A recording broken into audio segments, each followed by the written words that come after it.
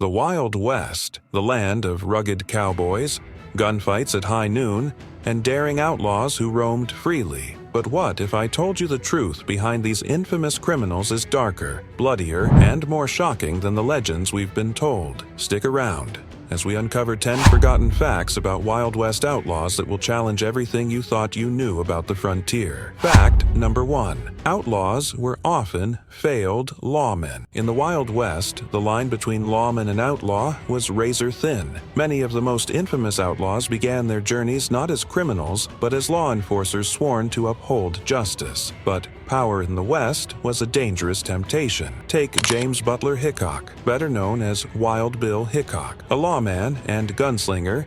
His reputation for violence wasn't limited to shootouts with criminals. Hickok was notorious for his volatile temper, quick draw, and tendency to solve disputes with deadly force. Hickok's justice was swift and brutal. Though a marshal, his methods often blurred the line between enforcing the law and becoming the very thing he fought against. Then there's Wyatt Earp, a name synonymous with law and order. But Earp wasn't the flawless hero Hollywood portrays. Before his famed showdown at the OK Corral, Earp had been arrested for horse theft and even worked as a brothel bouncer. His alliances with gamblers and shady businessmen cast doubt on his motives for enforcing the law. In the lawless frontier, many lawmen bent the rules for personal gain. They pocketed bribes, turned a blind eye to crimes, and used their badges as shields for criminal activity. When their corruption became too great to conceal, some shed their badges and fully embraced the outlaw life. Henry Plummer is a perfect example. Elected as sheriff of Bannock, Montana, Plummer swore to protect the town. But by night,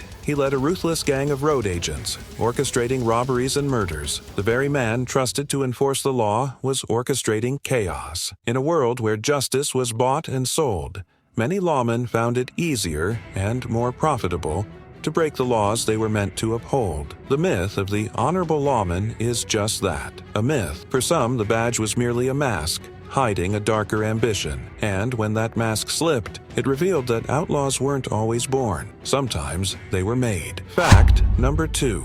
Not all outlaws were men. When we think of Wild West outlaws, we picture rugged men with six-shooters and dusty hats. But history forgets the women who defied every expectation, carving their own bloody paths through the frontier. Belle Starr, known as the Bandit Queen, wasn't just an outlaw's wife, she was a mastermind. Connected to the James Younger gang, she orchestrated cattle rustling and horse theft operations, using charm and ruthlessness in equal measure. Belle didn't just survive in a man's world, she ruled it. Then there was Pearl Hart, a name that struck fear and fascination alike. In 1899, Hart committed one of the last recorded stagecoach robberies in American history. Disguised in men's clothing, she held passengers at gunpoint, defying both the law and societal norms. But these women weren't isolated cases. Laura Bullion, a member of Butch Cassidy's Wild Bunch, helped forge banknotes and smuggle stolen goods. She rode and stole alongside men,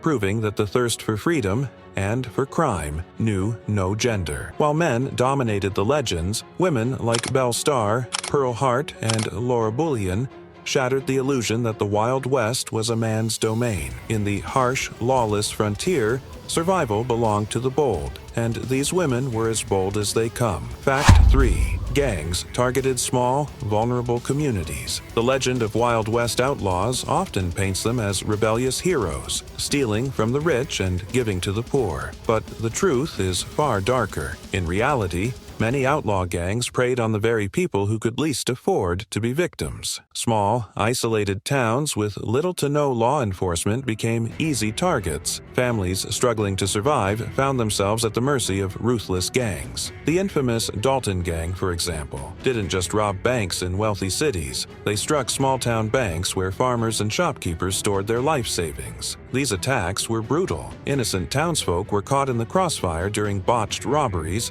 and entire communities lived in fear of the next raid. The myth of the honorable outlaw crumbles when faced with the reality of terrified families and burned-out homes. Even stagecoach robberies weren't the high-stakes heists of legend. Gangs would ambush coaches carrying mail and small amounts of cash, leaving passengers stranded and robbed of their few possessions. For many, the losses were devastating. Far from being champions of the downtrodden, Most outlaws saw vulnerable communities as easy prey. The idea of a moral code was nothing more than a story sold to ease the guilt or to sell more dime novels. Fact number 4. Corruption blurred the line between lawmen and criminals. In the lawless frontier, justice was as unpredictable as the land itself. The men who wore badges were not always the defenders of order they claimed to be. In many cases, lawmen and outlaws were two sides of the same coin. Wyatt Earp, a name synonymous with law and order, wasn't always on the right side of the law. Before his famed gunfight at the OK Corral, Earp was arrested for horse theft and was deeply entangled in gambling and prostitution rings. His alliances with notorious gamblers and criminals raise questions about whether his pursuit of justice was motivated by law or personal profit. Bat Masterson, another famed lawman, wasn't shy about using his badge to settle personal disputes. His role often blurred between upholding the law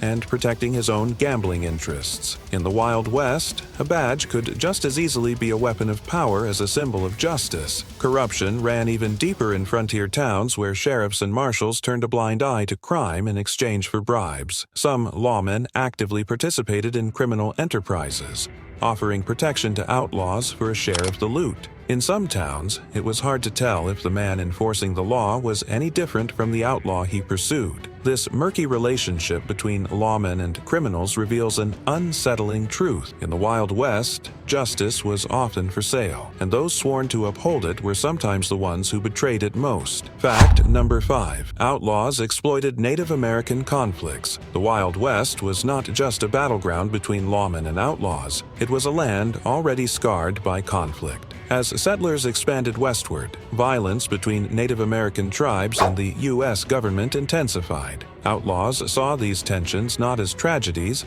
but as opportunities. Criminal gangs often used Native American territories as hideouts, knowing law enforcement feared venturing into hostile lands. The harsh terrain and ongoing conflicts created the perfect cover for criminals to regroup and evade capture. Jesse James and his gang were known to slip through tribal lands to lose pursuing lawmen. Similarly, the Hole-in-the-Wall gang hid in remote canyons where native tribes resisted white settlers, making it nearly impossible for lawmen to follow. But some outlaws didn't stop at hiding. They actively exploited the conflict. Certain gangs would provoke violence between tribes and settlers to distract authorities. Others traded weapons and alcohol illegally with tribes in exchange for protection or information. This manipulation deepened the divide between Native Americans and settlers, worsening already bloody conflicts. Outlaws weren't just escaping justice, they were fueling violence for their own survival. The myth of the Wild West overlooks how deeply outlaw activity was intertwined with the suffering of Native peoples. In their quest for freedom and fortune, many outlaws left devastation in their wake,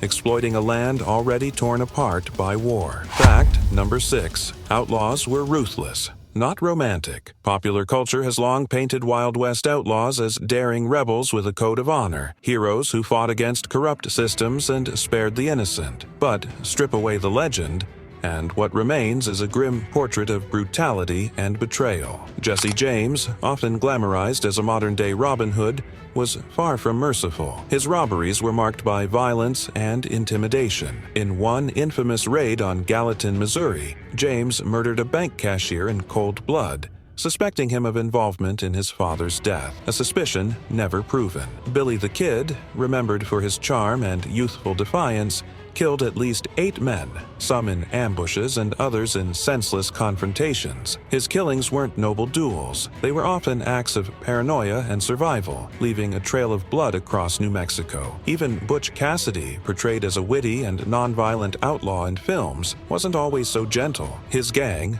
the Wild Bunch, left towns in fear after their robberies, ready to kill anyone who stood in their way. Their so-called clever heists often turned violent when things went wrong. Loyalty among outlaws was equally fragile. Betrayal was common, and gang members would turn on each other for money or survival. The Wild West was a place where alliances shifted like desert sands, and a friend could become an enemy in an instant. These men weren't anti-heroes. They were ruthless criminals driven by greed, revenge, and power. The romantic image of outlaws sparing the innocent and living by an unspoken code is little more than a myth, carefully crafted to soften the harsh reality of who they truly were. Fact number 7. Bank and train robberies were rare but bloody. The image of masked outlaws galloping beside trains or bursting into banks with revolvers drawn is one of the most enduring legends of the Wild West. Yet the truth is far less glamorous. Bank and train robberies were far rarer than stories suggest, but when they did happen, they were brutally violent. Outlaws like Jesse James and the Dalton Gang are often credited with daring robberies, but these were the exceptions,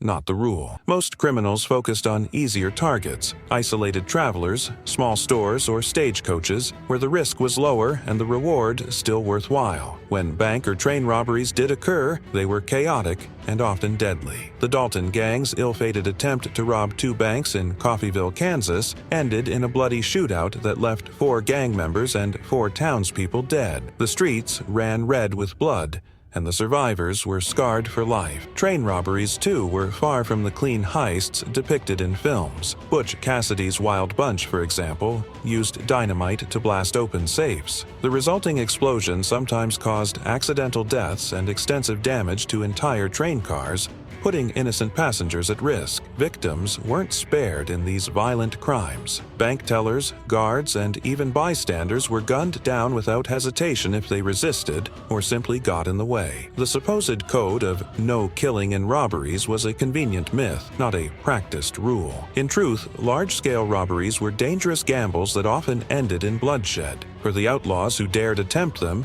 the promise of fortune came at the cost of innocent lives, and often their own. Fact number 8. Many outlaws died young and penniless. Legends tell of outlaws riding off into the sunset, rich and free. But the harsh reality is that most outlaws met violent ends long before they could enjoy their spoils. For many, the Wild West was not a path to fortune. It was a fast track to an early grave. Billy the Kid, one of the most infamous gunslingers in history, was gunned down at just 21 years old by Sheriff Pat Garrett. His short life was filled with constant fleeing, gunfights, and betrayal, leaving no time to enjoy any wealth he may have gathered. Jesse James spent years on the run, hunted by lawmen and bounty hunters. In the end, he wasn't killed in a dramatic shootout, but was shot in the back by Robert Ford, a member of his own gang, seeking a reward. James died at 34. Leaving behind a family and little more than a tarnished name. The Dalton Gang, who dreamed of surpassing Jesse James, didn't even make it past their most ambitious heist. Their attempted double bank robbery in Coffeyville ended with most of the gang slaughtered in the street. The few who survived faced prison or execution. Even Butch Cassidy and the Sundance Kid, despite myths suggesting they escaped to peaceful lives, likely died in a bloody shootout in Bolivia, far from the riches they had stolen. No vast fortune was ever recovered. The reality was unforgiving. Constantly hunted, betrayed by allies, and forced to live in hiding, most outlaws never escaped the cycle of violence they created. Their lives ended in dusty alleys, lonely hideouts, or unmarked graves, far from the riches and freedom their legends promise. Fact number 9. Propaganda turned criminals into heroes. The Wild West was not just a land of gunfights and outlaws, it was also a land of stories, and the stories told about these criminals were often far from the truth. In fact, many of the most infamous outlaws became legends not because of their deeds,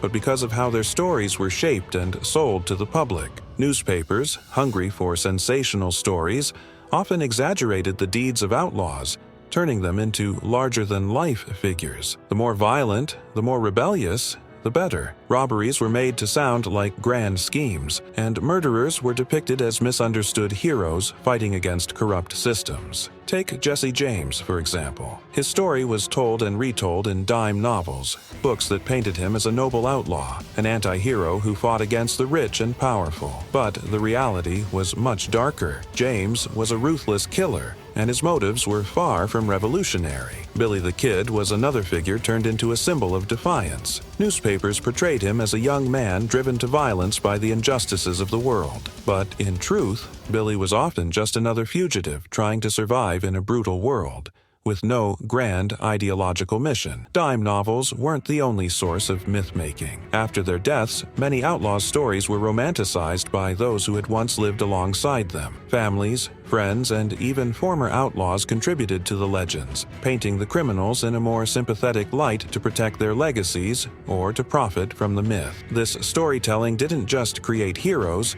it buried the darker truths. Outlaws weren't the rebels of a frontier society, they were often cold-blooded criminals whose deeds were shaped by greed, revenge, and survival. Yet, thanks to the power of narrative, they lived on as symbols of freedom and resistance. The Wild West, in the end, was as much about the stories told as it was about the lives lived. And in these stories, the lines between heroism and villainy blurred, giving rise to a generation of outlaws whose deeds would forever be misremembered. Fact number 10. Some outlaws became legends by faking their deaths. The end of an outlaw's life was often violent, but not always final. In a world where identity was fluid and myths could be easily manipulated, some of the most famous outlaws didn't die in a blaze of glory. They faked their own deaths and lived out their lives in the shadows. Perhaps the most famous case is that of Jesse James. The official story claims that Jesse was killed by Robert Ford in 1882, but over the years, rumors spread that James had actually escaped and lived out his days in secret. Some claimed he assumed a new identity,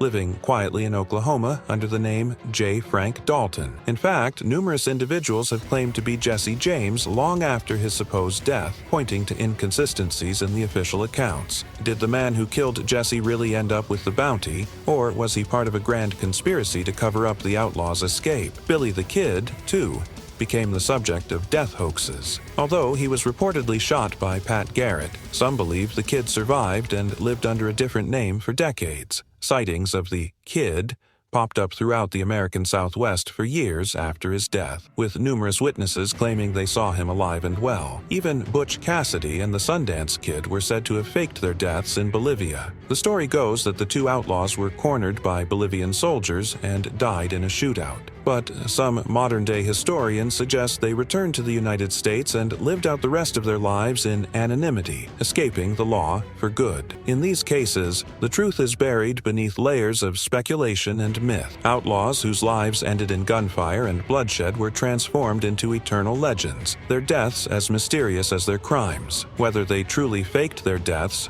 or simply lived on through the power of legend, one thing is clear: some of the most famous outlaws never truly disappeared. In the end, the myths surrounding their deaths only cemented their place in history. Even in their final moments, outlaws like Jesse James and Billy the Kid lived up to the legends they had carefully constructed. They became the ghosts of the Wild West, haunting the imagination of generations to come. The truth about Wild West outlaws might be more sinister than the tales we've been fed. What do you think? Did we get it right? Or is there still more to uncover? Drop your thoughts in the comments below, and don't forget to like, subscribe, and hit that notification bell for more shocking stories from the past. The Wild West was wild for a reason, and the truth is just as wild.